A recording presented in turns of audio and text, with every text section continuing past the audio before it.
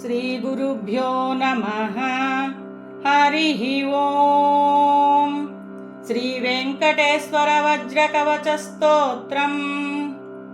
नारायणं परब्रह्म सर्वकारणकारणं प्रपद्ये वेङ्कटेशाख्यं तदेव कवचं मम।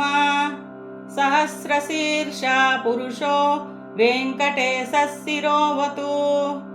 प्राणेशः प्राणनिलयः प्राणान् रक्षतु मे हरिः। आकाशराट् सुतानादा आत्मानां मे सदावतु। देवदेवोत्तमोपाय देहं मे वेङ्कटेश्वरः। सर्वत्र सर्वकार्येषु मङ्गां वाजानिरीश्वरः। पालयेन्मां सदा कर्म साफल्यं नः प्रयच्छतु। य एतद्वज्रकवचमभेद्यं वेङ्कटेशितुः। सायं प्रातः पठेन्नित्यं मृत्युं तरति निर्भयः। इति मार्कण्डेयकृत श्रीवेङ्कटेश्वरवज्रकवचस्तोत्रम्।